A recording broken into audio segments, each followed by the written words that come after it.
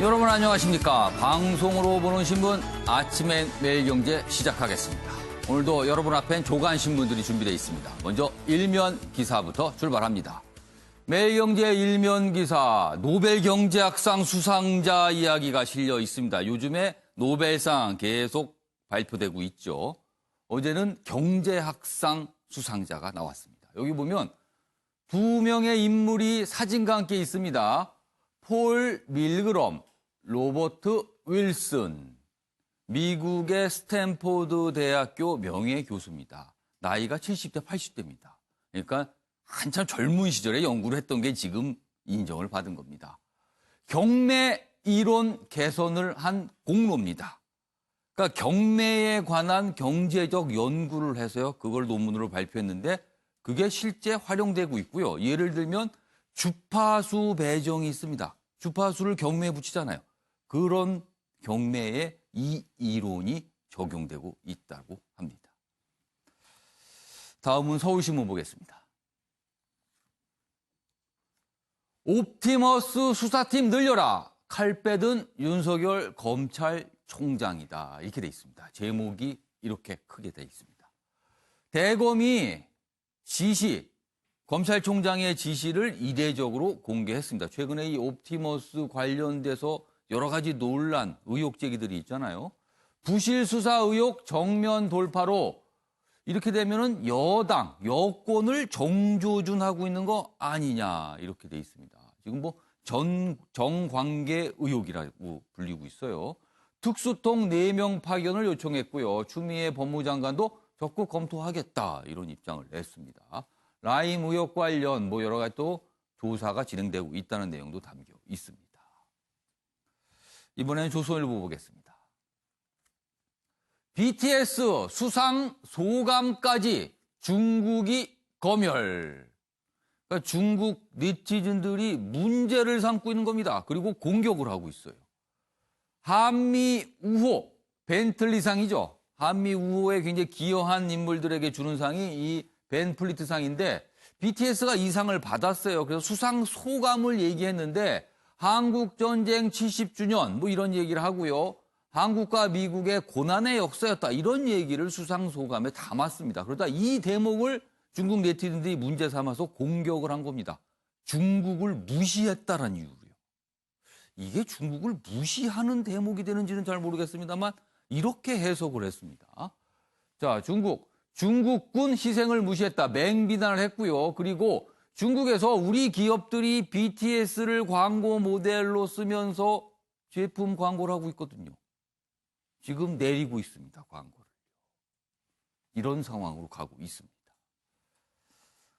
마지막으로 한겨레 보겠습니다. 기사가 이쪽 끝에 있습니다.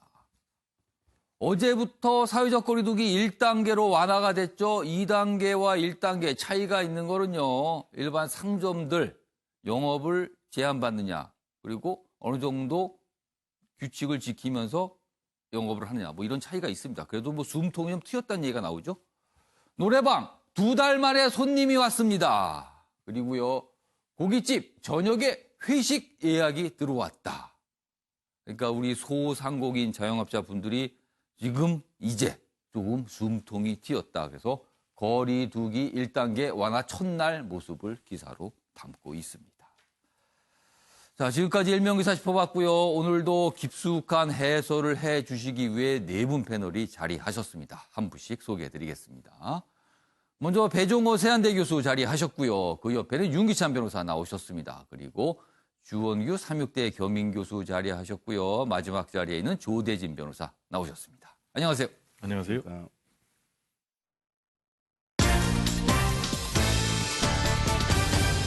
오늘 다룰 주요 이슈들을 4가지 키워드로 정리했습니다. 아침을 여는 키워드가 화면에 있습니다. 첫 번째 키워드는 BTS 지우기입니다. 방금 일면 기사 때 소개해드렸습니다. 중국 네티즌들이 BTS의 발언을 문제 삼아서 공격하고 있거든요. 우리 기업들, 중국에서 활동하는 기업들 의식을 하게 되는 겁니다. 그래서 BTS가 출연하는 광고를 내리고 있다. 이런 내용이 있고요. 두 번째 키워드는 장편 소설입니다. 어제 국회 국정감사장 추미애 법무장관 출석했고요. 야당 의원들이 질의가 많았는데 추미애 법무장관이 소설 쓰신의 이 발언으로 굉장히 논란이 됐었는데 어제는 장편 소설 얘기를 했습니다. 그래서 또 주목을 좀 받았고요. 세 번째 키워드는 이런 식이면 못한다. 국민의힘 김종인 비대위원장 당 회의에서 이런 얘기를 꺼냈다고 합니다. 지금 당 상태 굉장히 문제가 있다. 이런 식이면 비대위원장 계속하기 어렵다. 이런 취지의 얘기를 했다는 내용입니다. 그리고 마지막 키워드는요. 경복궁 근정전의 가격입니다. 굉장히 값을 따질 수 없다. 그러니까 수치상으로 고가로 추정이 되는데 실제 그렇지 않답니다. 강남의 아파트 한 채 값도 안 되는 가격으로 지금 뭔가 책정이 되고 있다. 이런 기사도 좀 준비돼 있습니다. 자, 그럼 아침에 매일경제 본격적으로 출발하겠습니다. 첫 번째 이슈는요. BTS 그리고 중국에 관한 이야기입니다. 중국 BTS 한국전쟁 언급을 생트집 잡고 있다. 그러니까 상을 받았어요. 벤플리트 상이라고 한미 우호 증진에 기여한 인물들에게 주는 상입니다. 그러면 한국과 미국에 관한 이야기를 하는 건 당연하잖아요. 근데 그 과정에서 한국 전쟁 70주년 뭐 이런 얘기가 있었어요. 이걸 투집을 잡았습니다. 그러자 삼성, 현대차 등 우리 기업들 BTS 광고를 내렸다. 이런 제목입니다. 내용 좀 더 보겠습니다. BTS가 이런 수상 소감을 남겼어요. 한국 전쟁, 한미 고난의 기억이 있는 시절이었다. 그렇게 얘기를 한 겁니다. 뭐 별 긴 대목도 아니었어요. 자, 이 수상 소감 문구를 갖고 문제를 삼으면서 중국 네티즌은 중국 군인 희생을 무시했다. 그러니까 이게 여기 보세요. 한국전쟁 70주년 반미 여론이 과열이다. 그러니까 지금 중국이 미국과 엄청난 갈등 관계잖아요. 신냉전이라고까지 불리는 단계인데 그 단계에서 지금 그렇게 서로 으르렁대는 그 사이가 그 사이에서 튀긴 불똥이 BTS까지 튄 겁니다. 결국에는. 알리바바 등 BTS 삼성폰 판매 중단, 필라도 웨이보 BTS 콘텐츠 삭제 이렇게 가고 있는 겁니다. 다음 내용 보겠습니다. 사드 보복이요. 그렇습니다. 우리에게 사드 보복 굉장히 아프게 남아 있습니다. 이건 어떻게 보면 중국 당국이 우리를 대놓고 보복한 거예요. 중국 문화 분야에서도 상전 행세를 하는 거냐? 조선일보는 이런 제목을 달고 있습니다. 여기 보시면 앞서서 중국 네티즌 연예인 이효리 씨가 예능에서 마오를 언급했다고 무차별 악플 공격을 하더니 이번엔 BTS인가? 이겁니다. 사드 때 중국 불매운동 등 피해본 한국 기업들 BTS 때리자 선제 조치로 지금 내리고 있다. 광고를. 뭐 이렇게 돼 있습니다. 자, 그럼요. BTS가 한 발언 그리고 이와 관련해서 중국 외교부 대변인이 몇 가지 또 얘기를 했습니다. 이어서 들어보겠습니다. Saudi's 2020 annual gala is especially meaningful as this year marks the 70th anniversary of the Korean War. We will always remember the history of pain that our two nations shared together. 也注意到中国网民对此事的反应，以史为鉴，面向未来，珍爱和平，促进友好，应该是我们共同的追求。 자, 주원 교수님. 네. 왜 이러는 거죠? 네. 그리고 또 우리는 어떻게 해야 되죠? 네, 요즘 이제 중요한 유행어 중에 하나가 BTS는 건드리지 말아야 된다. 이 말이 있습니다. BTS는 건드리지 마. 예, 이거는 예. BTS라는 어떤 그룹이 단순한 팬덤이기에 앞서서 문화 코드라는 것을 이제 강조하고 있는 부분이거든요. 단순히 미국의 빌보드 차트를 석권했다고 해서 BTS가 뭐 알려진 그룹이다 이렇게 알려진 게 아니라 지금은 이제 유럽이나 어떤 전 세계에서 BTS가 갖고 있는 그 공정이나 젊은이들의 고뇌에 대한 메시지에 열광하고 있기 때문에 예. 문화 코드에 집중되어 있는데 이걸 건드리는 것 자체가 사실은 되게 문화적 감각이 부족한 표현이라고 볼 수 있습니다. 이번에 지금 BTS에서 언급한 한미 전쟁의 한미 고난은 지금 보면은 그 가장 원론적인 수준에서의 발언이라고 볼 수가 있거든요. 아니 뭐 틀린 얘기를 한 건 없어요, 사실요. 네, 맞습니다. 그 내용에. 근데 그 중국에서 사실은 이게 항미 원조에 대한 어떤 반발이었다. 우리의 어떤 자극한 거다. 그건 너무 지나친 확대 해석이고 예. 그리고 문화적 센스에서 말할 수 있는 부분을 정부, 그러니까 중국에서는 정부가 나서서 정치 외교에까지 이거를 적용하고 있는 측면은 예. 사실은 중국이 문화적 감각이 조금 후진적이다라고 얘기할 수 있는 의심을 살 만한 부분이라고 볼 수 있습니다. 예. 그러면 중요한 거는 이제 이 한국의 반응인데요. 지금 보시면 2015년에 사드 사태 이후로 계속해서 이 기업들이 공격을 받고 있거든요. 그러니까 그런 부분에서 이번에도 중국에서 그런 치졸한 움직임을 보이고 있을 때 정부는 그럼 이거는 정부가 개입해서는 안 되는 얘기다라고만 뒷짐을 놓을 게 아니라 예. 지금도 한국 기업이 광고를 내리는 등의 지금 소극적 반응을 보이고 있기 때문에 중국 정부의 이러한 문화적인 걸 가지고 정치 외교적으로 공격해 들어오는 기형적인 태도에 대해서 예. 우리나라 정부도 이런 문화적 센스에 대해서는 제발 피하 식별을 했으면 좋겠다. 그렇게 한미, 그러니까 중미 갈등이 있는 건 알겠지만 예. 이런 문화적이고 원론적인 사항에 대해서까지 간섭하는 그러한 어떤 분야에서도 상전해서 하는 그러한 태도는 옳지 않다는 거를 계속 메시지를 줄 필요가 정부의 역할이라고 생각합니다. 우리 정부 입장에서도 어느 정도의 메시지는 좀 내야 되는 거 아니냐. 어떤 입장 표명 정도는 뭐 직접이든 간접이든 뭔가 좀 있어야 되는 거 아니냐. 이런 말씀이신가요? 예, 그렇습니다. 그래야지 우회적으로 앞으로 또 이런 일을 가지고 중국에서 압박해 들어오는 것에 대한 견제 수단이 있어야 된다고 봅니다. 근데 우리 정부가 현실적으로 할 수 있을까요, 그거를?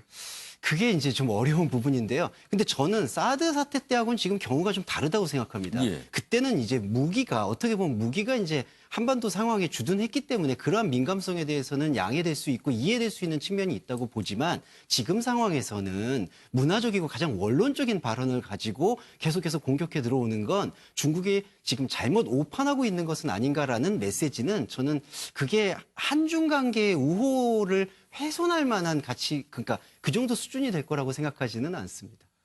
그러니까 지금 이게 참 그렇습니다. 이게 이제 시작이 된 거는 중국 네티즌들 어떻게 보면 중국에 있는 BTS 팬들 그리고 일반 국민들 중에서 조금 뭐 인터넷 활동 많이 하는 분들이 이제 공격을 한 거예요. 이 온라인 상에서.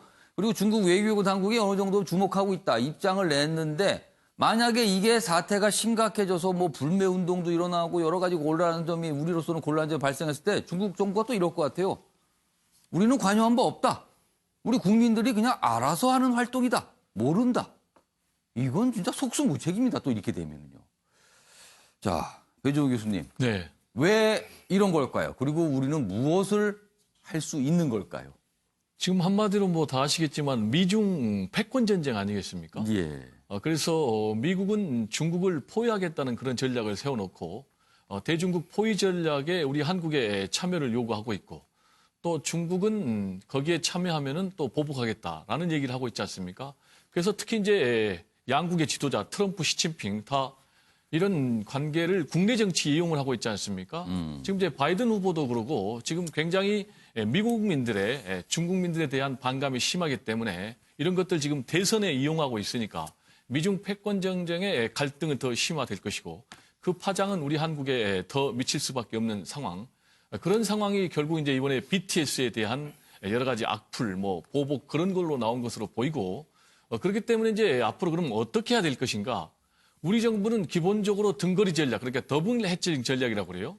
그러니까 안보는 미국과 그렇지만 경제는 중국과 예. 이제 이 굉장히 어려운 줄다리기 외교 정책을 그대로 견지해 나갈 필요가 있겠고 그렇지만 이제 우리 교수님도 말씀하셨지만은 정부 차원에서는 좀 한계가 있기 때문에 예.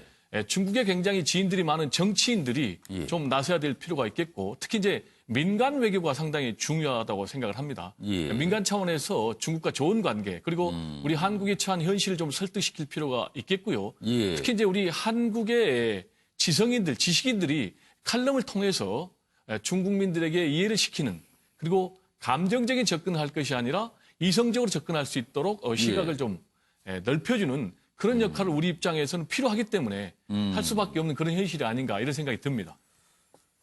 그러니까 우리 입장에서는 동맹이라는 관점에서 보고 얘기를 한 거예요. 그리고 6.25 전쟁, 한국 전쟁 어떻게 시작됐는지 다 아는 거 아닙니까? 우리로서는 피해를 당한 거거든요. 그런데 이거에 대해서 항미 원조다. 이러면서 중국군이 가서 얼마나 많이 희생이 됐는데 뭐 이렇게 나오고 있는 겁니다. 그러니까 이게 복잡해진 거예요, 지금요. 자, 다음 화면을 좀 보겠습니다. 아까 잠깐 주원규 교수께서 말씀하셨어요. BTS가 전 세계에서 큰 인기와 각광 그리고 수많은 팬들을 확보할 수 있었던 것은 단순한 아티스트 차원을 넘어서 어떤 메시지를 주기 때문이다. 이런 말씀을 하셨거든요. 지금 자 여기 보면 빌보드 핫 100입니다. 매주 미국에서 가장 인기가 있는 노래의 순위를 매기는 차트입니다. 여기 보시면 이 차트는요. 아직 발표가 안 되고 예고만 된 거예요. 주말에 발표되는데 미리 나왔습니다. 빌보드에서 예고를 했어요. 여기 보시면 1위와 2위를 보세요. 먼저 2위는 BTS의 곡 다이너마이트입니다. 뭐 많이 알려진 곡이잖아요. 1위였다가 2위로 내려왔어요. 그런데 새롭게 1위에 오른 곡명이 뭐 세비지 러브라고 되는데 여기 보세요. 다른 아티스트들이 몇 명 있는데 곱하기 BTS입니다. 그러니까 뭐냐면요. BTS가 원래 만든 노래도 아니에요. 원래 있는 노래를 다른 아티스트와 함께 BTS가 참여한 거거든요. 이른바 피처링이라고 하죠. 그런데 그 노래가 BTS의 인기에 힘입어 1등으로 올라간 겁니다. 그러니까 지금 미국 내에서 그리고 미국 내에서 인기가 그럼 전 세계로 퍼지거든요. 어느 정도 위상인지를 보여주는 차트가 또 나온 겁니다. 유대진 변호사. 네. 미국에서는 엄청난 각광, 중국에서는 네티즌들의 공격. 이렇게 되는 겁니다, 지금. 네. 일단 문화의 문제를 문화로서 바라봐야 되는데 지금 일단 중국 자체가 되게 옹졸하게 대응을 하고 있지 않습니까? 대국이라고 맨날 스스로 얘기하지 않습니까? 네, 본인들이 말하기로는 벌써 선진국이 되는 것처럼 얘기를 하고 있는데 문화 부분에 있어서는 아직 선진국에 도달하지 못한 이런 그 태도들을 보이고 있고요. 이런 그 진정한 선진국이 되려면 이런 문화적인 가치에 있어서 자국에 관련된 논리뿐만이 아니라 그 인류 전체가 가지고 있는 그런 부분들까지 고려할 수 있는 부분이 되어야지 진짜 선진국이 될 수 있을 거라고 보여집니다. 네. 두 가지 모습이에요, 지금. 미국에서 나온 어떤 순위의 모습, 그리고 중국에서 벌어지고 있는 우리 기업들이 또 동시에 곤란을 또 겪고 있는 모습. 두 가지 내용 좀 전해드렸습니다. 고민입니다, 항상. 우리는 중국과 미국 사이에서. 또 나타난 겁니다, 지금. 자, 이번엔 다음 주제로 좀 가겠습니다. 어제 국정감사 국회에서 계속 열렸고요. 어제는 특히 추미애 법무장관이 국감장에 출석을 했습니다. 야당 의원들 뭐 또 질문을 하죠. 그러면서 나온 내용들입니다. 추미애 법무장관 보좌관 카톡 추궁에 그렇죠. 얼마 전에 검찰이 수사를 마무리했죠. 그러면서 공개된 내용이 하나가 있습니다. 보좌관과 추미애 법무장관이 주고받은 메시지 내용이죠. 거기에 보면 어떤 전화번호를 주고 뭐 이렇게 내용들이 오갑니다. 근데 그 보좌관 카톡 추궁에 기억을 못한 것이다. 나는 거짓말을 하지 않았다. 그동안은 지시한 적 없다. 뭐 이런 취지의 얘기를 했잖아요. 근데 어제는 기억을 못한다는 얘기가 나왔습니다. 내용 보겠습니다. 그간 아들 추가 연장 지시 부인해왔다. 추미애 장관 포렌식 나와서 알게 된 걸 뿐이다. 기억하지 못한다. 야당도 뭐 거짓말을 27번 했다. 그러니까 추미애 장관이 27번 윽박을 지른 거죠. 이렇게 또 받아쳤습니다. 그리고 뭐 장편 소설을 쓰고 있다. 또 이런 얘기가 있어요. 다음 기사 보겠습니다. 야당 추미애 거짓말 논란 난탈했고요. 추미애 장관은 장편 소설을 쓰려고 한다. 이렇게 또 발끈했습니다. 여기 보면 뭐 역시 또 이 보좌관 카톡과 관련된 내용 달려 있고요. 여야 맞섰습니다. 이 국감장에서도요. 방탄국감이냐 정쟁 일관이냐 법사위 고성설전 파행으로 갔고요. 여당은 윤석열 검찰총장 장모 의혹 수사 촉구하자 추 장관은 엄정 수사할 것이다. 모두 이런 입장을 또 내놓기도 했습니다. 자, 그럼요. 어제 국감장에서 야당 의원과 추미애 장관이 주고받은 뭐 대화라고 할까요? 이걸 하여튼 그 모습 확인해 보겠습니다. 동부지검의 보도자료를 보겠습니다. 장관님 앞서 보좌관과 연락할 상황이 아니라고 말씀을 하셨는데요. 카톡을 보면 6월 14일 병가 연장건에 대해서 보좌관으로부터 보고를 받습니다. 6월 21일에도 보좌관과 연락을 주고받습니다. 아들 병가 건도 알고 있습니다. 장관님, 국회에서 거짓 진술한 것에 대해서 이 자리를 빌어 국민들에게 사과할 생각이 있으십니까? 거짓 진술하지 않았습니다. 네. 제가 법령을 위반하거나 또는 부정한 청탁 지시를 하지 않았다이고요. 제가 그 카톡에 이런 문자가 있다는 것은 포렌식이 돼서 나와서 아는 것일 뿐이고 그걸 기억하지 못합니다. 지원 장교님이라고 돼 있어요. 아는 사람의 전화번호를 제가 직접 지시 차원에서 전달했다면 여기에 전화번호가 지원 장교나 뭐 대위 이렇게 돼 있겠지 님자를 안 붙이겠죠. 이거 맥락을 다 보시면 아들이랑 연락을 취해 주세요 돼 있지 보좌관 예. 보고 제가 지시한 게 아니잖아요. 제가 지시를 한 것이 아니라는 걸 도로 명확하게 알 수 있는 문자들이죠.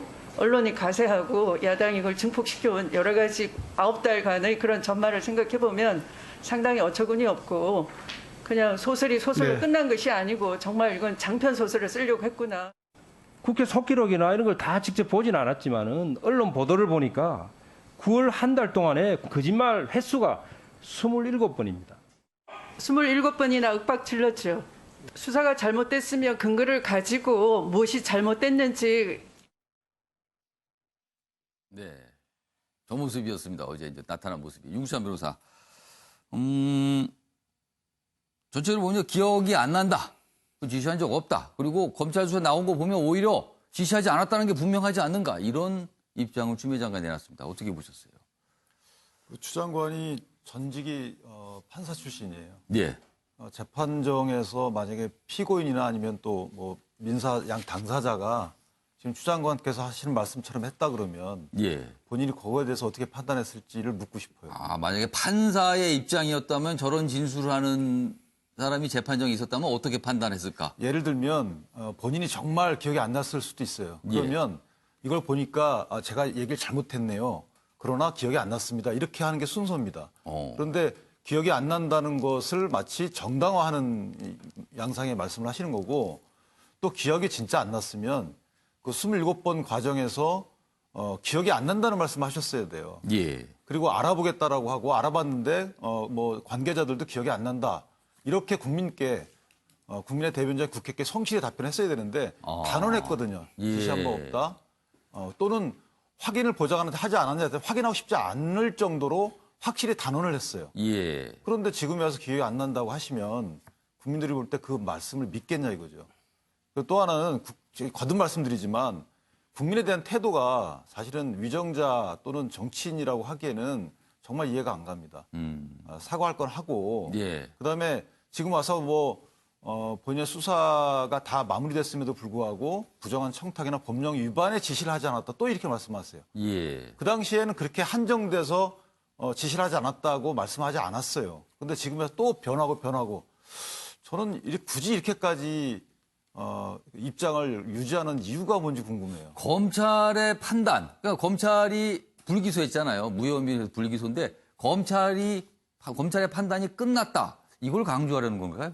근데 검찰의 판단은 어떤 구성 요건에 해당하는지 안 하는지에 대한 판단이고요. 예. 지금 추미애 장관에 대한 공세는 야당의 질문 요지는 뭐냐면 왜 국회에 나와서 사실과 다른 말을 했느냐 합니다. 예. 그럼 거기에 대해서는 일단 사실과 달랐느냐 여부를 먼저 밝혀야 되고 내가 이것을 정확히 확인하지 못한 잘못이 있다라고 먼저 입장을 사과의 말씀을 밝히든가 그러나 기억이 좀 불확실했다라고 하든가 이래야 되는데 앞에 기억이 불확실했단 말을 앞으로 끌어내서 이게 마치 사실이냐 아니냐에 대한 것부터 부인하고 있잖아요. 그러니까 이런 태도는 정말 저는 뭐 납득이 안 돼요. 저는 왜 이렇게까지 하시는지 이해가 안 되고 예. 명확히 이건 사죄의 말씀을 하셔야 되는 겁니다. 한두 번도 아니고 제가 숫자는 정확히 모르지만 27번이라고 하지 않습니까? 예. 그럼 27번을 쭉 뭐 어떤 입장을 유지한다는 것은 상당히 의도적으로 말씀하셨다는 거예요. 그런데 그것을 지금에 와서도 유지한다. 이렇게 검찰 수사 결과가 발표됐는데 그것도 본인이 법무장관이고 법무장관의 일반적 지시를 받는 검찰의 수사 결과 발표해서 나온 얘기들이에요. 그런데 이거를 부인한다. 저는 이 국가 근간을 흔드는 태도가 아닌가 이런 생각이 듭니다. 자, 조대진 변호사. 뭐 이 내용과 함께 그리고 어떻게 보면은 이 휴가 관련 의혹의 시작점이라고 할 수 있습니다. 당직 사병의 이야기, 뭐 전화 통화를 했다, 뭐 이 부분이잖아요.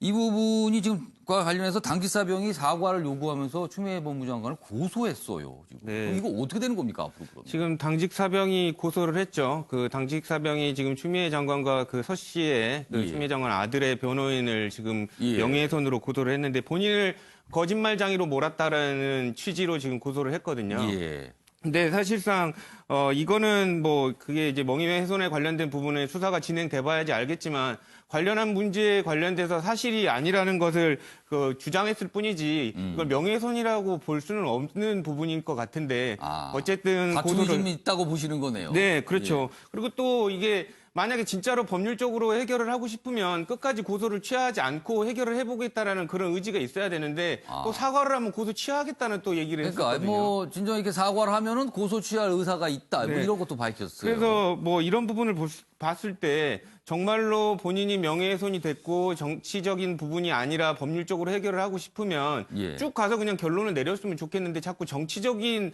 그 정쟁의 분야로 본인이 자꾸 빠져들려고 하는 그런 의도가 있는 거 아닌가라는 생각이 좀 듭니다, 당사자가. 네. 주홍 교수님 지금 두 가지 사안을 했어요. 추미애 장관이 어제 국정감사정에서 했던 얘기, 그리고 이제 윤기찬 변호사는 이제 태도에 대한 문제를 좀 지적해 주셨고, 조대진 변호사는 이제 당직사병이 이제 고소한 그 사안에 관해서 얘기를 해줬는데 두 가지 사안 좀 어떻게 이해하고 계세요?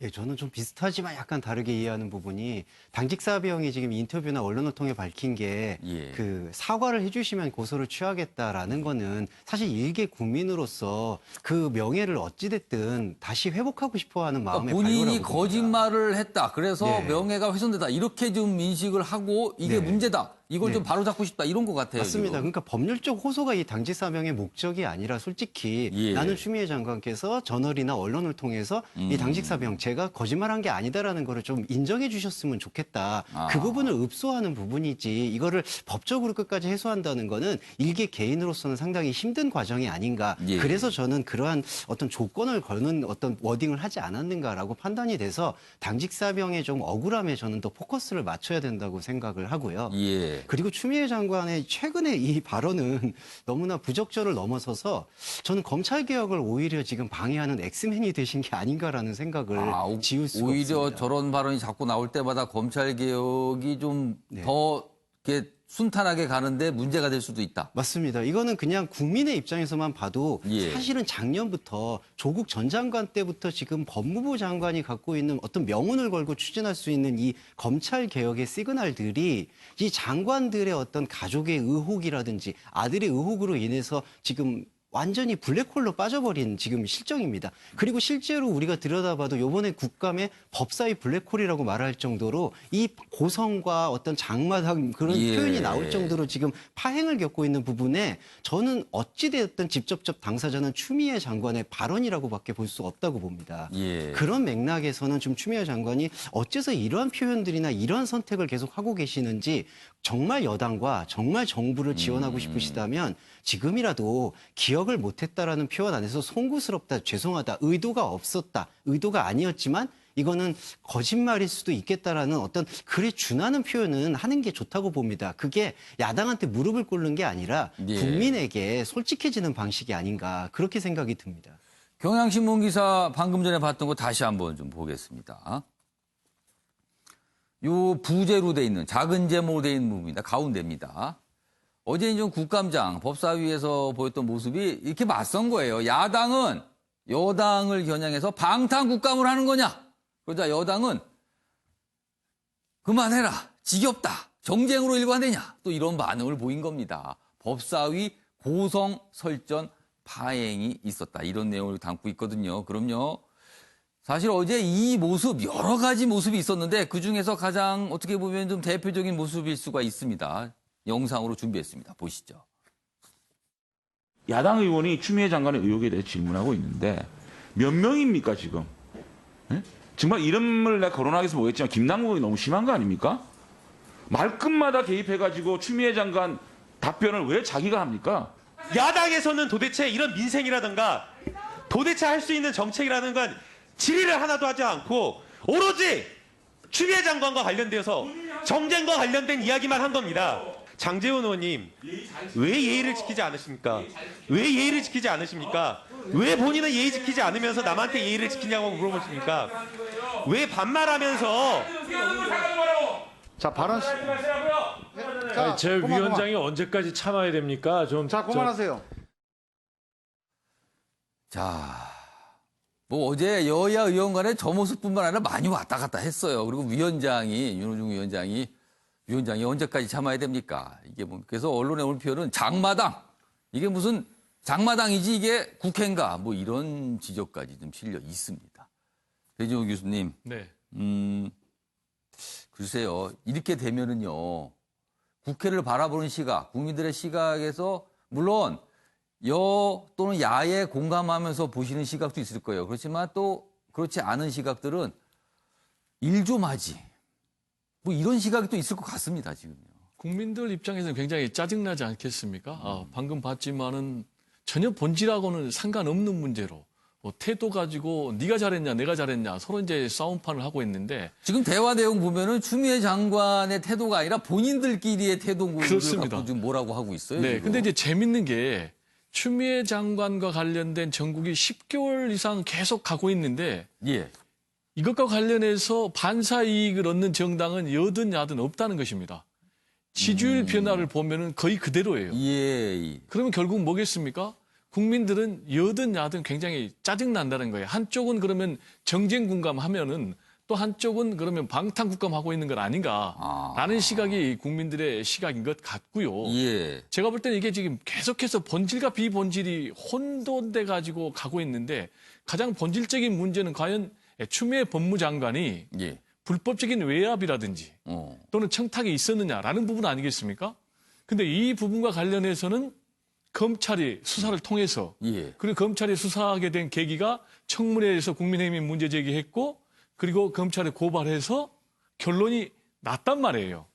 그런데 이제는 다시 거짓말 프레임을 바꿔서 또 계속 끌고 가고 있거든요. 그러면 제가 개인적으로 궁금한 게 그러면 국민의힘은 이 문제를 도대체 언제까지 끌고 갈 것인가? 지금 10개월 됐는데 그리고 당초에 정치 영역에서 사법의 영역으로 갔다가 다시 그러면 정치 영역에 와서 그럼 무기한 추미애 법무장관이 낙마할 때까지 가겠다는 것인가? 라는 좀 의문이 들고요. 결국 이런 진흙탕 싸움이 계속되면은 여야 정치권 모두 국회에 대한 불신만 커지니까 좀 양쪽 다 자중할 필요가 있지 않나 이런 생각이 듭니다. 그러니까 윤유찬 변호사님 국민의힘 소속이시니까 지금 배종우 교수께 질문을 던지셨어요. 언제까지 이걸 끌고 갈 것인가? 추미애 장관의 낙마까지 가려고 하는 건가? 지금 질문 던지셨는데 어떻게 된 겁니까? 그거는. 입장이 있을 수 없죠. 지금 그러니까 정쟁이라고 표현하기 위해서는 예를 들어서 추 장관이 사과를 했음에도 불구하고 끝까지 똑같은 공방을 하는 것은 정쟁이죠. 그런데 지금 국민의힘에서 뭐냐면 거짓말이라는 걸 밝히고 싶은 겁니다. 사과를 받고 싶은 거예요. 국민을 대신해서. 국민의힘의 지금 어떤 뭐 1차 목표랄까 또 목표는 추미애 장관을 통해서 미안하다, 죄송하다, 사과가 나오는 걸 원하는 겁니까? 국민을 대신해서 사과를 받아내야죠. 그리고 그 사과한다는 의미는 뭐냐면 앞으로 그렇게 하지 않겠다는 게 전제되어 있는 거 아니겠습니까? 그러면 국무위원이 해당 부처 장관이 거짓말을 만약에 했다면 그 사실 인정이 된다면 그 부적절한 거잖아. 이것을 어떻게 국회에서 이 국감에서 이거를 문제 제기 안 하면 무슨 국감이 필요합니까? 이게 법사위예요. 일반적인 행정부처도 아니고 다른 민생부처도 아니고. 그런데 이거를 정쟁이라고 물론 일부 정쟁의 의도는 속셈이 있을 수는 있습니다. 이 기회에 뭐 한번 공격을 해보자 이런 마음이 있을 수는 있겠죠. 그러나 그것이 깃들여져 있다고 해서 이 국민의힘의 이런 공세를 국민의힘의 잘못을 올리는 것보다는 왜 저런 태도를 유지하는 추 장관에 대해서는 비판하지 않습니까? 분명히 객관적인 본인의 주고받은 카톡 내용을 부인하지 않잖아요. 포렌식을 통해서 알게 됐다고 했다는 것은 그 카톡 내용 자체를 인정하시는 거예요. 그럼 그에 대해서 적절한지 부적절한지 입장을 표명해야 법무장관의 태도죠. 그렇지 않고 국회에서 너네들 왜 비생산적인 싸움을 하느냐. 국민들이 그것은 싸움이라고 보지 않습니다. 일부 지지층, 비지층 나눠서 의사표현할 수 있겠지만 국회의 기능이에요. 이걸 갖다가 정쟁으로 만약에 옮겨간다, 그렇게 치부한다면 국회 존재 이유가 사실은 반감되는 거라고 봅니다. 자, 배종원 교수께 짧게 한 30초 드리겠습니다. 지금 윤기찬 변호사가 대답을 하셨어요. 그거에 대한 입장을 말씀해 주세요. 네, 사과 관련해서는 추미애 법무장관이 포괄적인 대국민 사과 송구스럽다라는 입장을 밝혔고요.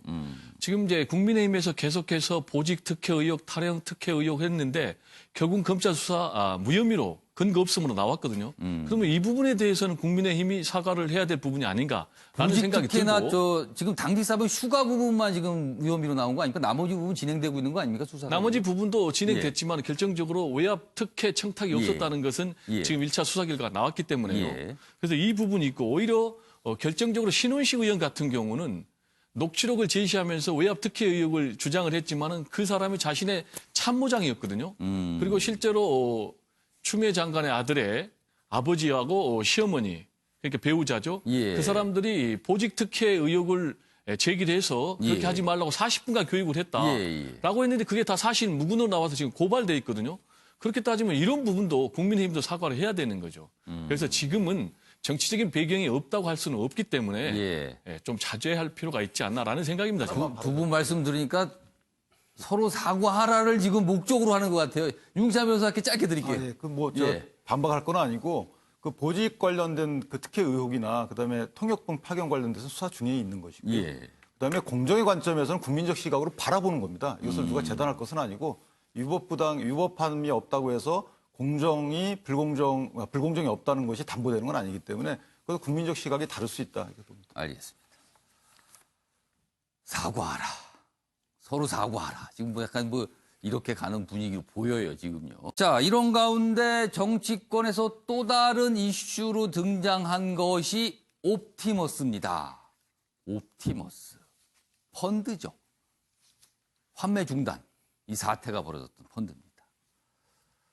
이 관련해서 검찰총장의 지시가 어제 있었습니다. 윤석열, 옵티머스 수사팀 대폭 늘려라. 그러니까 대폭 늘려라. 그러니까 지금까지 수사가 미진하다. 이거 가지고 안 된다. 이런 판단을 한 거예요. 정관계 부실 수사 의혹에 긴급 지시를 했다. 권력형 게이트 번질 수 있다는 판단 아니냐. 이런 또 해석이 있습니다. 그리고 그런데 이제 검사 파견에는 추미애 법무장관의 승인이 필요하죠. 검찰 내부에서는 특수통 검사들을 충원해야 된다. 뭐 이런 얘기가 좀 있습니다. 다음 기사 하나 더 보겠습니다. 옵티머스와 수익을 분배한 이익 공동체를 추적하는 것이 핵심이다. 그러니까 여기에서 이제 과연 이게 어느 정도까지 퍼진 건가? 정관계가 무슨 관련이 있는 건가? 뭐 이거를 밝혀내야 된다는 거죠. 여기 보면은요. 내부 문건, 뭐 정관계 인사 개입 언급, 뭐 근데 이거에 대해서 또 진위 여부에 대한 뭐 공방들이 좀 있어요, 지금. 뭐 이런 이 인사들의 뭐 이름이 적혀 있네, 그게 아니네, 뭐 이런 얘기입니다. 그리고 여기 보면은 그러니까 청와대에 근무하는 행정관이 있죠. 그리고 그 남편이 옵티머스와 관련된 인물이거든요. 뭐 처음에 이런 시작점이었어요. 그런데 이게 뭔가 좀 더 광범위한 거 아니냐 이런 의혹 제기가 지금 나오고 있는 겁니다. 자, 그럼요. 이와 관련해서 여야 그리고 뭐 추미애 법무부 장관도 한 얘기가 있습니다. 확인해 보겠습니다. 옵티머스 라인펀드 사기 사건과 관련해 실체가 불분명한 여러 의혹들이 제기되고 있습니다. 검찰은 그 대상이 누구든 엄정하고 철저히 수사해 아무런 의혹도 남기지 말고 진실을 밝혀주기 바랍니다. 라인 옵티머스라고 하는 금융사고는 권력형 소위 비리 게이트라는 의혹을 가질 수밖에 없는 것 같습니다.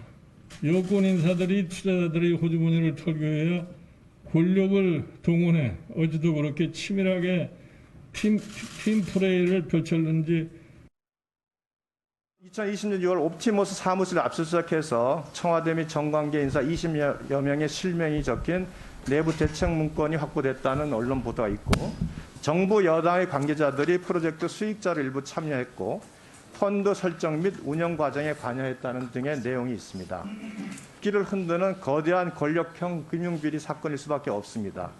이 사건이 제대로 수사가 되지 않는다면 대한민국의 미래가 없다고도 할 수 있겠습니다. 특정 정치인과 민주당의 당대표 이름을 거론을 하시는데 그 중앙지검에서 어제 언론 그 보도한 자료를 살펴보면 그 중앙지검 수사팀이 수사 과정에서 펀드 하자 치유 제목의 문건을 포함해서 다수의 자료를 확보하는 것으로 알고 있고요.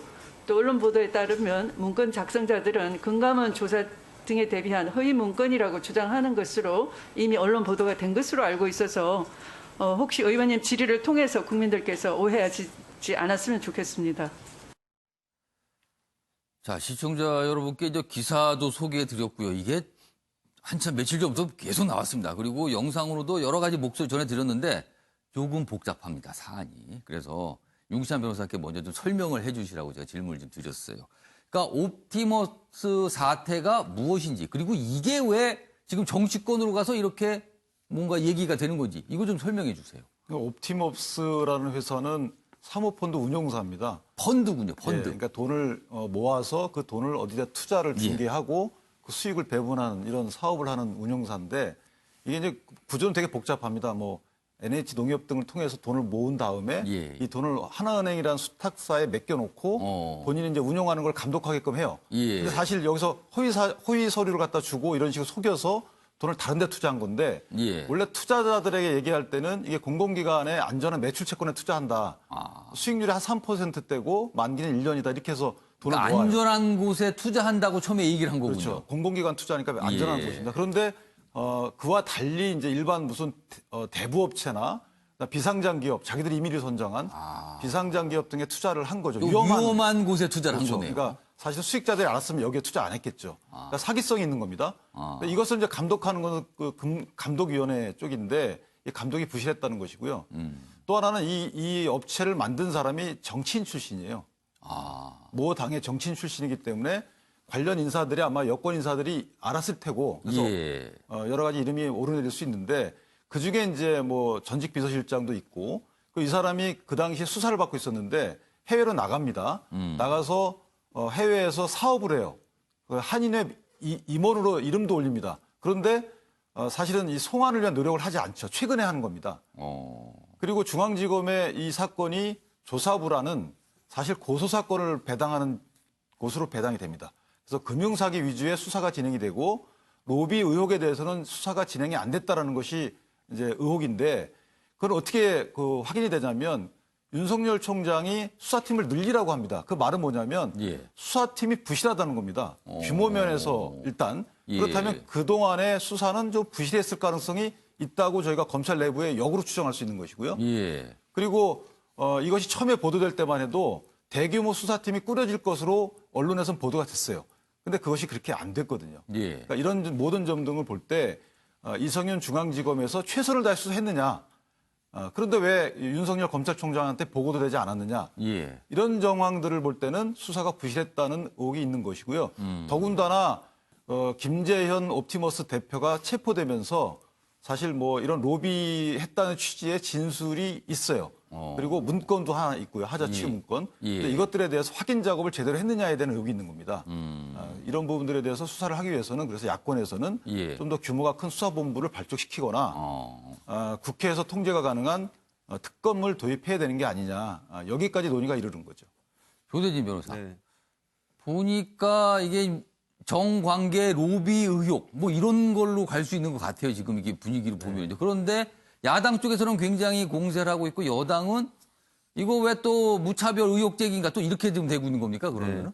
일단 피해본 국민들을 위해서 철저하게 수사를 해야 되는 건 맞고요. 근데 이제 다만 저희들이 경계해야 될 것은 이거를 무턱대고 정치적인 정쟁화해서 의혹 제기로만 끝나서는 안 된다는 얘기입니다.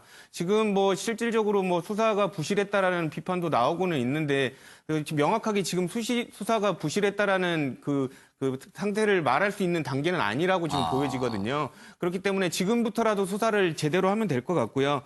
수사를 철저히 하기는 하되 무턱대고 뭐라고 하더라라는 식의 그런 의혹 제기는 조금 자제해야 되지 않나 싶습니다. 네. 자, 배종희 교수님. 민주당의 입장은 뭡니까? 이와 지금 이 사안에 대해서는 지금.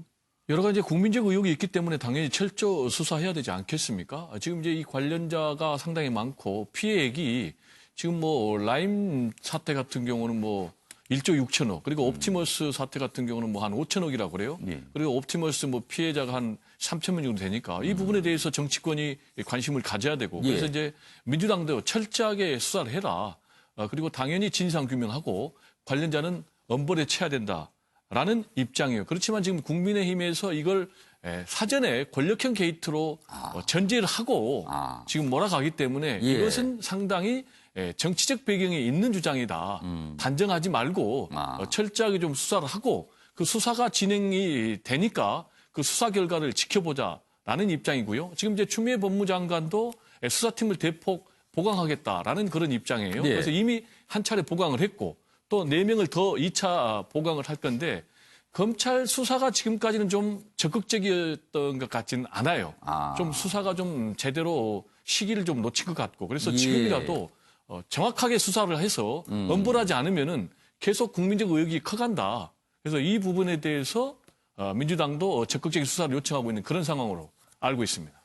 그러니까 지금까지 전체로 봤을 때 수사가 진행되긴 했지만 뭔가 미진하다. 뭐 이런 판단들이 있는 것 같아요. 그래서 윤석열 검찰총장이 늘리라고 지시를 했는데 통상 최근의 모습 보면 윤석열 검찰총장 그리고 추미애 장관 약간 어떻게 보면 대립, 갈등 이런 관계가 많았거든요.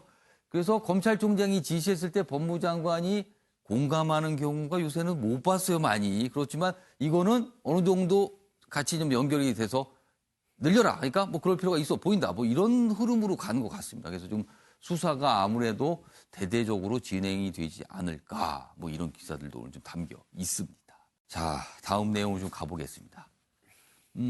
앞서서 여러 가지 이슈에 대해서 소개를 드렸는데요. 전체적으로 보면은 지금 여당 입장에서는 보면은 조금 뭐랄까요. 불편할 수 있는 사안들이 좀 많이 있었습니다. 자, 그렇다면 통상 정치적으로 봤을 때 여당이 불편한 이슈들이 잇따라 등장했을 경우에는 야당이 수혜를 보는 게 통상이죠.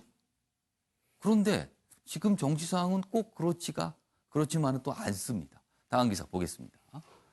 먼저 국민의힘 지금 내부 사정이 살짝 나왔습니다. 이런 식으로 하면 비대위원장 못한다. 김종인 비대위원장이 당회의에서 이런 얘기를 했다고 알려집니다. 김종인의 경로, 요 위로 가겠습니다. 김종인의 경로, 그 뒤엔 국민의힘 2가지 고질병이 있다. 이렇게 돼 있습니다. 고질병이요. 그럼 2가지 고질병 무엇인가 아래에 설명이 돼 있습니다. 첫 번째 고질병은 계파 나눠먹기. 선거 준비단, 최근에 꾸린다는 얘기가 계속 있었고요. 구체적으로 인물들도 이름이 거론이 됐어요.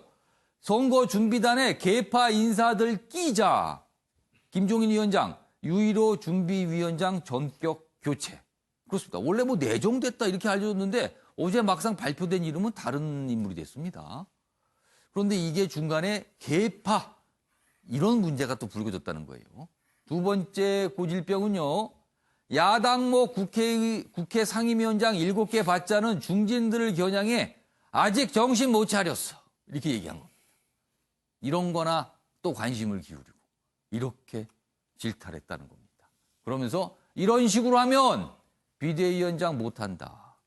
김종인 비대위원장 과거 2차례 정도 비대위에서 일을 했잖아요. 그때 이런 경우 있었어요. 칩거에 들어가거나 뭐 이런 경우. 이번에도 또 그러는 거 아니냐. 좀 뭐 이런 관측이죠. 관측이 좀 있습니다. 자, 이런 가운데 국민의힘 지지율 기사가 있습니다. 다음 기사 보겠습니다. 다시 벌어지는 지지율. 그러니까 이 제목은요. 그동안 국민의힘이 조금 이렇게 올라가는 듯 했다. 근데 다시 벌어지더라. 지지율 조사 결과가 어제 나왔는데요. 민주당이 35.6, 국민의힘이 28.9%입니다. 이 정도면 오차 범위 밖에서 벌어져 있죠, 지금. 밖으로 나가 있습니다. 자, 여기 보시면 다시 한번 자세히 보겠습니다. 지지율. 어제 발표된 리얼미터 조사인데요. 더불어민주당 35.6인데요. 그거보다 요 가로를 보세요. 1.1%포인트. 그러니까 뭐 오차 범위 생각을 하면 뭐 그게 그거다고 할 수 있지만 그래도 오름세를 보였거든요. 최근에 굉장히 민주당에 좀 불리한 이슈들이 제기됐는데도 올랐어요. 반면에 국민의힘 28.9입니다. 2.3%포인트가 내려갔습니다. 자, 이 현상은 무엇일까? 이 현상은 무엇일까? 자, 이에 대해서 조대진 변호사하고 유시환 변호사는 이유를 좀 분석해서 써주세요. 왜 이런 지지율의 모습이 나타나는 건가? 그 이유가 있을 거예요. 다양한 각도의 해석이 가능합니다. 왜 최근 들어서 여당에 불리하다고 통상 인식이 되는 이슈들이 불거졌는데 그거에 대한 반사 이익을 왜 국민의힘에서 받지 못하는 겁니다. 여기는 지지율 흐름이죠. 이전 이 주별 흐름인데 쭉 보시면요. 요 갈색이 국민의힘, 요 파란색이 더불어민주당인데 더불어민주당은 그냥 뭐 일직선 정도로 보입니다. 그런데 국민의힘 이렇게 가다 오르는 하다가 다시 내려가고 있어요. 물론 뭐 폭은 많지는 않습니다만 통상적으로 보면 이런 상황에서는 좀 올라야 되는 거 아니냐 뭐 이런 전망이었거든. 근데 아니라는 거죠 지금요. 자, 이유를 좀 들어보겠습니다. 먼저 조대진 변호사는 왜 이런 현상이 나타나고 있다고 보세요? 일단 국민들이 여당을 바라보기에 마냥 좋은 모습만 아니거든요. 분명히 좀 짜증이 나실 겁니다. 짜증이 나실 텐데 그럼에도 불구하고 여당의 지지율이 많이 떨어지지 않고 오히려 야당의 지지율, 국민의힘의 지지율이 떨어지는 이유는 제가 여기 쓴 바도 있지만 여당도 짜증이 나지만 야당한테는 더 짜증이 나기 때문입니다.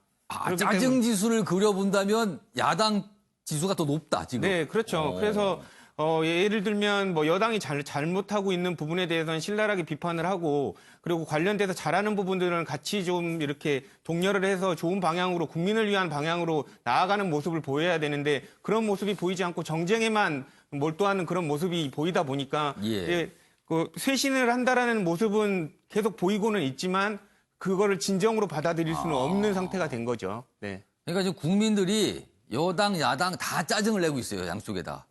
그런데 야당 쪽으로 가는 짜증이 더 많다. 국민 입장에서는 불행한데요. 네, 그렇죠. 그러니까 어떻게 보면 지금 뭐 국민의힘이 당명도 바꾸고 여러 가지 쇄신 정책들을 많이 내놓고는 있는데 실질적으로 국민들이 보기에는 하는 행동도 비슷하고 그 배에서 내렸던 사람들이 또다시 타가지고 다시 그 배를 만든 것처럼 보이기 때문에 행동들이 그 예전에 사람들한테 있었던 짜증이 그대로 옮겨가는 거, 뭐 그 정도밖에 지금 되지 않아서 지지율이 오르지 않는 거 아닌가라는 생각이 듭니다. 조대진 변호사는 짜증 지수를 좀 비유를 해서 설명을 해 주셨어요. 융시환 변호사는 왜 이런 현상이 보인다고 보세요? 짜증 지수의 표현은 동의하지 않지만 그 배경에 깔린 그 말씀은 저도 동의합니다. 그러니까 국민의힘이 국민의 기대에 지금 못 미치고 있는 거죠. 그중에 하나가 정치 지형을 제대로 파악하지 못하고 있다고 봐요. 이게 왔다 갔다 하니까 한 당이 잘하면 글로 지지율이 올랐다가 타당이 또 못하면 글로 지지율이 옮겨가는 정치 지형은 이제 바뀌었어요. 제가 볼 때는 갈등 구도에서 지금 지고 있습니다. 그러니까 김종인 비대위원장이 전 잘했던 부분 중에 하나가 사회 안전망을 확충하면서 노동개혁까지 연결시키는 부분은 사실은 모든 분야의 기득권 타파 이런 관점에서 보면 상당히 좋은 갈등 구도에 대한 재편 움직임을 던진 거거든요. 근데 이거를 지금 당이 못 쫓아가고 있는 것이죠. 이것이 완성되어야지만 국민의당은 민주당의 지지율을 추월할 수 있다. 저는 이렇게 보고요. 그다음에 현실적인 안은 이제 대선 후보에 뚜렷한 부각이 없다는 겁니다. 유력 후보가 없다. 그러니까 대선 후보 지지율 합계만 보더라도 이재명과 그 이낙연 후보 예비 후보 중에 합계를 보면 42%가 넘어요. 40% 중반까지 갑니다. 그러니까 합하면. 민주당의 지지율이 그에 미치지 못하기 때문에 사실은 민주당이 이것도 뭐 좀 의미 있게 봐야 되는 것이고 나머지 후보들을 합쳐도 사실은 이 국민의당 당의 지지율, 국민의힘의 지지율하고 비슷하거든요. 그런 걸로 볼 때는 대선 후보의 부각이 없기 때문에 이 부분도 당장은 그렇지만 정말 대선에서 당선시키려면 당의 역량을 키우려면 갈등 구도를 재편해야 된다. 지금의 이런 갈등 구도, 뭐 진보와 보수 이런 그 어떤 도식적인 갈등 구도 갖고는 상당히 힘든 게임이 될 것이고 김종인 위원장이 제시했던 전 비전이 맞다고 보고요. 그것만큼은 그래서 그 비전. 구체적으로 김종인 위원장이 제시했던 비전이라는 게 경제 3법과 노동 개혁 관련된 걸 같이 하자. 이걸 비전으로 지금 보시는 건가요? 경제 3법의 일부 내용은 맞고 일부 내용은 틀리다. 개인적으로 공감하는 부분도 있고 없는 부분도 있는데 일단 사회 안전망이 기본소득 담론을 던졌어요. 기본소득 담론을 던지면서 노동개혁 같이 와야 되는 거를 따라왔거든요. 그러니까 이 부분은 사실은 대한민국 앞으로 갈 길이라고 좀 보는데 이런 그 담론에 의한 국민적 지지에 따라서 갈등 구도가 다시 바뀝니다. 그 쉽게 말하면은 진영 논리가 작용하는 이런 판을 좀 바꿔보자. 그렇죠. 예를 들면 노동계에서도 예. 기본소득에 찬성하는 분들이 있고 반대하는 분들이 있어요. 그러니까 노동계는 무조건 뭐 어떤 진보적 성에 있는 분들한테 지지를 보내는 것이 아니고 이런 정책적 틀에 따라서 바뀌는 겁니다. 그래서 이런 담론을 계속 이어가지 않고는 국내심이 상당히 어려움을 처할 것이다. 그래서. 이 기사 좀 다시 볼게요. 여기 보면 뭐 여러 가지 뭐 고질병이라고 이제 설명이 됐고요. 결론적으로 보면 이 기사는 김종인 위원장의 발언을 소개하고 있습니다. 당회의에서 했다는 발언. 이런 식으로 하면 비대위원장 못한다 이렇게 얘기했습니다. 주건 교수님 해석 좀 해주십시오. 지금 무슨 마음인 겁니까? 저는 김종인 비대위원장께는 정말 죄송한 말인데 비대위원장을 이제는 조금 내려놓거나 아니면은 역할을 조금 분담하셔야 될 때가 오지 않았나. 그래서 어느 정도는 조금 자조적이지만 인정하시는 부분도 있는 것 같아요. 왜냐하면 아까 변호사님께서 잘 말씀해 주셨듯이 이슈나 정책을 선점하는 데 있어서는 김종인 비대위원장의 공이 정말 크다고 봅니다. 지금까지 국민의힘이 어떤 웰빙 정당이다, 그런 정당, 좀 기득권 정당이다, 수구 정당이다는 인식을 많이 개선한 거에 대해서는 김종인 비대위원장의 역할이 크지만 지금 좀 정치적 감각에 대해서는 약간 엇박자를 보내고 있는 것 같아요. 지금 보면 그 상임위원장을 7개 받자는 안을 중진이 냈잖아요. 근데 그런 것들이 정신을 못 차렸다라는 걸로 유축하는데 그렇게 보기는 어렵습니다. 이번에 국정감사에서도 상임위원장이 없는 상태에서 지금 야당이 중구난방으로 지금 보이고 있는 표현들 그런 걸로 인해서 지금 얻게 되는 정당의 그 훼손 그렇죠. 이미지 하락 그런 것도 고려를 해야 되거든요. 그렇죠. 그런 아쉬움에 대한 목소리도 당연히 있습니다. 네, 지금요. 맞습니다. 그런 것들을 뭐 자리 욕심이다라고 이렇게 일축하는 태도가 이제는 김종인 비대위원장이 어느 정도 역할을 내려놔야 되지 않는가. 왜냐하면 이쯤 되면은 이제 인물이 나와야 되거든요. 그러면 인물론이 나오려면 그 인물론을 선점할 수 있는 어떤 아젠다가 형성이 돼야 되는데 정책 이슈의 측면에서는 김종인 비대위원장의 공이 크시지만 이 비대위라는 게 언제까지 유지가 돼야 될까요? 거기에 대한 피로감도 있는 거거든요. 언제까지 국민의힘은 그럼 비상으로 계속 있어야 되는 걸까요? 거기에 대해서 김종인 비대위원장이 조금씩 자리를 내려놓으면서 인물론을 띄울 수 있는 그러한 그 자리 배치 그것이 필요한 시기가 아닌가라고 싶습니다. 요거 윤기찬 변호사가 답변 좀 해주셔야 될 것 같아요. 국민의힘에 계시니까 지금 주원 교수님께서 김종인 비대위원장이 뭐 역할을 좀 내려놓거나 자리를 좀 내려놔야 될 때 아니냐라고 하셨어요. 이거 어떻게 보셨어요? 저는 이제 역할을 더 크게 해서 정치력으로 저런 부분들을 조화롭게 조율해야죠. 더 크게 가야 되는 겁니까? 예를 지금보다 들면 더 크게. 본인의 역할이 그냥 말씀하신 비판만 할 게 아니고 당내 여러 가지 말들이 나오거든요. 그것들을 영광로처럼 녹여낼 수 있는 것도 정치력이기 때문에 그런 부분을 좀 더 그러니까 스킨십을 좀 강할 필요가 있다 이렇게 생각하고요. 말씀하신 대로 상임위원장 문제는 이제 복잡한 부분이 있어요. 올바른 국정 감시 역할을 하려면 상임위원장이 필요할 수도 있거든요. 이런 관점에서 접근을 해야지 자리 욕심이라고 그냥 할 건 아니다. 배종훈 교수님께는 다른 질문 좀 드릴게요. 아까 잠깐 이제 패널분들 말씀 중에 나왔어요. 이낙연 대표 대선주자입니다. 그다음에 이재명 경기지사 대선주자입니다. 두 인물의 지지율을 합하면 40% 중반을 갑니다. 그런데 그렇습니다. 두 인물이 소속된 민주당의 정당 지지율은 30% 중반입니다. 10% 뭐 그 이하 정도의 차이가 있어요. 이 차이도 곰곰이 생각을 해봐야 되는데 이거 어떻게 보세요? 그 차이는? 그 차이는 뭐 기본적으로 국민의힘의 후보군들이 허약하다라는 걸 부정할 수는 없는 거죠. 허약해서 그러니까 만약에 유력자가 있으면 글로 갈게 일로 왔다. 그렇죠. 그러니까 거예요? 기본적으로 허약하니까 여론의 지지율이 반영이 안 되는 거죠. 그럼 이제 두 번째로 그럼 허약하면은 허약한 상태로 계속 가야 되느냐. 뭔가 좀 붐업을 시켜줘야 되고 그 역할을 김종인 비대위원장이 해줘야 되는데 지금 김종인 비대위원장의 경우는 자신이 정치의 중심에 있는 건 맞는데 역설적으로 서울시장 후보군이나 부산시장 후보군도 그렇게 부각이 안 되지 않습니까? 가장 중요한 대선주자 후보군도 제대로 부각이 안 되니까 이 부분에 있어서는 김종인 비대위원장의 책임도 상당히 있는 것 같고 그러다 보니까 혹시 본인이 대권 욕심 있는 것 아닌가라는 의심의 눈초리가 당내에서부터 나오고 있어요. 지금까지 이제 김종인 비대위원장의 리더십과 관련해서 저는 긍정적으로 평가를 합니다. 다만 이런 식으로 하면 비대위원장 못한다. 라는 얘기가 나왔다는 것은 상당히 김종인 비대위원장의 리더십에 한계가 왔다라는 그런 분석도 가능해서 앞으로 좀 주목이 됩니다. 그러니까 오늘 주원 교수님하고 배종훈 교수님 뭔가 한계가 온 거 아니냐. 윤기찬 변호사는 오히려 더 확대해서 소통과 접촉을 좀 많이 해야 된다. 약간 다른 해법을 제시해 주셨어요. 아무튼 지금 국민의힘 내부에서 이런 모습이 있다라는 기사가 오늘 소개돼 있습니다. 자, 이번에는요. 내 삶에 영향을 주는 경제 이야기, 경제 브리핑 순서로 가겠습니다.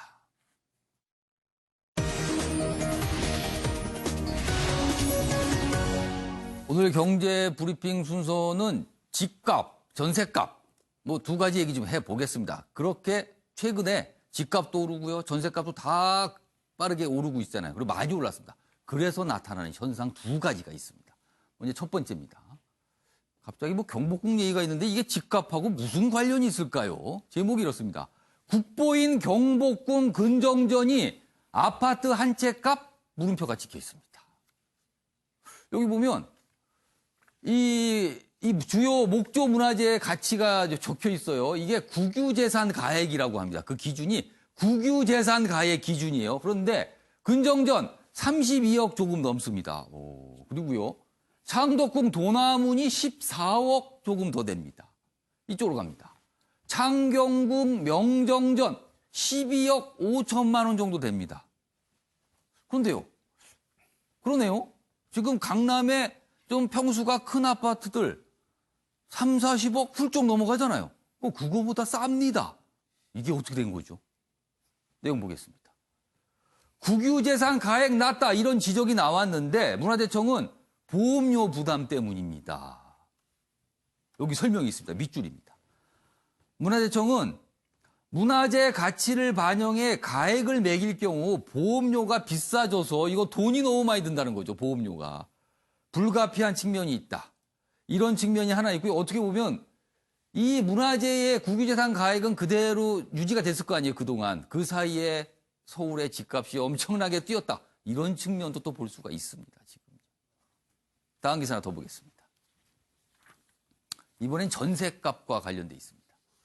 집 본 뒤 전세 계약 물음표 찍혀 있죠? 지금은 계약금 먼저 쏘고 집을 보는 시대다. 돈부터 보낸다는 거죠. 급하다는 겁니다. 왜냐면요. 여기 보세요. 서울 아파트 매물 한 달 사이에 4분의 1 토막이 났다. 계약하러 가는 도중에 값이 오른답니다. 계약하러 지금 갈게요 하고 가는데 올라 있어요. 이사철 전세 유랑민 고난의 행군이다.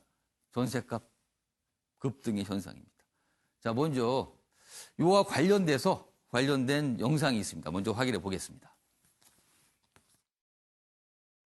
매물도 적고 또 이번에 임대차 3법을 피해가기 위해서 좀 더 과도하게 전세값을 올리는 경향 때문에 단기적으로 저는 전세 가격이 많이 올라 있는 상황이 이렇게 쉽게 내려가지는 않을 것 같은데요. 저희는 한 2개월 정도면은 그래도 어느 정도 임대차 3법의 그 계약갱신 청권의 효력이 나지 않겠느냐 했는데 한 2개월 정도가 지나가는데 아직까지 전세 시장이 안정화되지 못해서 저희도 뭐 안타깝긴 합니다만은. 조대진 변호사, 이 앞선 기사입니다. 경복궁 근정전 가격, 이 문화재 가액인데, 뭐 문화재청의 설명을 듣고 보니까 이거 보험료 부담이 너무 크다. 이걸 너무 높일 경우 뭐 이런 이유가 있긴 한데 어떻게 보면 조금 갸우뚱합니다. 네. 그 문화재청의 어떻게 보면 설명이 이해는 되는데요. 예. 이제 문제가 되는 부분이 이제 나중에 이제 화재라든지 이런 그 사고가 났을 때는 그 관련돼서 보험료가 낮은 만큼 또 손실되는 보존되는 금액이 또 적어지거든요. 이 책정된 가격을 기준으로 할 거 아니에요. 네, 그렇기 때문에 이런 부분들이 너무 근시안적으로 지금 당장 보험료만 싸게 내면 되는 것이라는 이런 생각보다는 원래 정해진 문화재의 가치에 대해서 깊게 한번 생각해보고 제대로 된 그 가치 평가를 하는 것이 더 옳은 방법이 아닐까 싶습니다. 보험료 부담이 좀 오르더라도 이거 같이 좀 제대로 해서 만일에 대비해야 되는 거 아니냐 이런 말씀이시고 주홍 교수님. 아까 제가 이 관점을 다른 걸로 보면 이 국유재산 가액은 그동안 상당히 유지가 됐을 거예요. 그 사이에 집값이 엄청나게 오른 거죠, 지금. 그래서 또 이렇게 비교가 되는 거 아닙니까, 이게? 맞습니다. 사실 격세지감처럼 저거 돈으로 환산할 수 없는 가치인데 그렇죠. 저렇게 강남에 있는 아파트 집값에 미치지 못하는 게 참 되게 서글픈 생각이 들기도 하는데 문화재청 입장은 일단 이해는 됩니다. 왜냐하면 국민 혈세로 이제 높은 보험료가 책정되면 그렇죠. 안 되니까 가능한 좀 많이 돈을 안 들이는 게 좋은 거죠. 저는 한 가지 시뮬레이션 대안은 있다고 생각합니다. 참 안타까운 사건이었지만 숭례문 수도권 화재 때 보건 비용이 225억이 들었거든요. 그래서 다시 책정된 재산가액이 250억으로 이제 책정이 됐습니다. 숭례문은 그렇게 높게 돼 있어요. 네, 맞습니다. 그러니까 이제 경복궁 근정정 이하 이 문화재를 사실은 최악의 상황도 미연에 이제 예전은 시뮬레이션을 하면서 다시 국유재산 가액을 책정을 한다면 그러면 국민들도 그러한 어떤 보험료에 대해서는 이해하실 거라고 생각이 듭니다. 그렇게 따지면 여기에 공 하나씩은 더 붙어야 되는 것 같기도 네, 하네요. 당연히 지금요. 붙어야 된다고 뭔가 빠진 것 같습니다. 그 정도 산정이라면. 집값이 많이 오르니까 이런 기사도 나옵니다. 지금요. 자, 배종현 교수님. 네. 그 다음 기사입니다. 전세가 관련해서 전세 계약하러 가겠습니다. 가는 길에 오르고 있답니다. 이거 어떻게 해야 됩니까? 속수무책인데 지금요. 뭐 굉장히 슬픈 현실 아니겠습니까? 홍남기 경제부총리 해명은 지금 단기 급등 현상이다라고 해석을 하고 있지 않습니까? 부동산 임대차 3법이 이제 강화되면서.